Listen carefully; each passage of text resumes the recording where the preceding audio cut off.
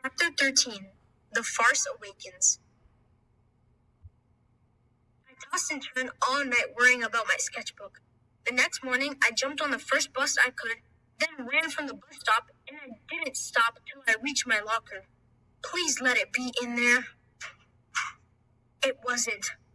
I had no idea where I left it, so I figured I would check all my classes, starting with homeroom. But when I opened the door... Good morning, Jordan. Please, have a seat. My sketchbook! What are you doing? That's private! She hadn't just seen the first few pages with silly stuff like back to school. She'd read everything. I could even see the page she was on now. Sketchbook break. Sticks and stones may break my bones, but at least get my name right. I used to think that when someone called me a name, that was the worst thing ever. Fathead! But you know what? I can deal with being called Fathead because my head isn't really fat. Or names like Stinky because I don't stink, for the most part. I've even gotten used to Shorty, Oreo, Light, which is short for light-skinned, and 1,000 other names that I've been called. Because most times, those names come from insecure people who want me to feel as bad about myself as they do about themselves. Or, in some cases, they may even be jealous of me. Hey, Brainiac! But you know the worst name that someone has called me? Someone else's name. Hello, DeAndre. Hello, Maury.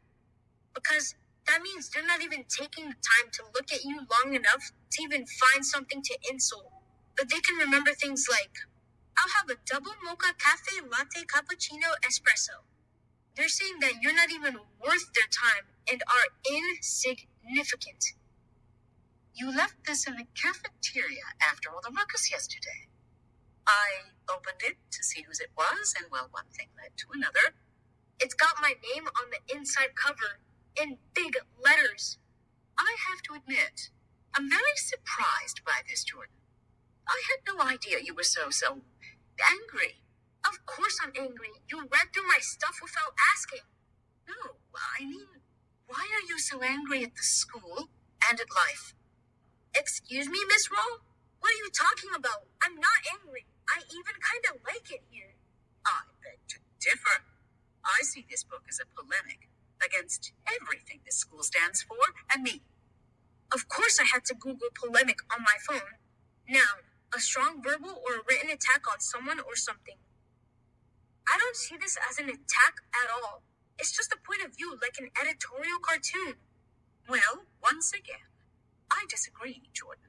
But how can I be attacking the school if all this stuff really happens? I mean, no offense, but you call Drew by the wrong name all the time.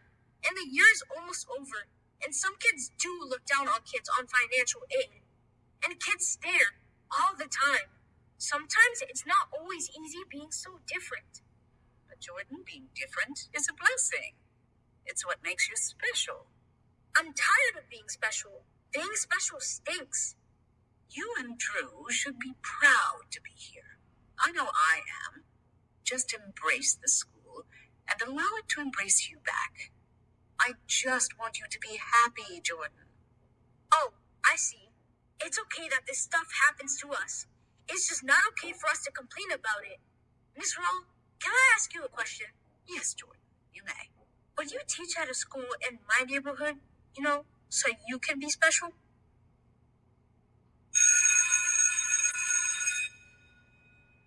As for a bad day getting worse, I had my lame art class again today.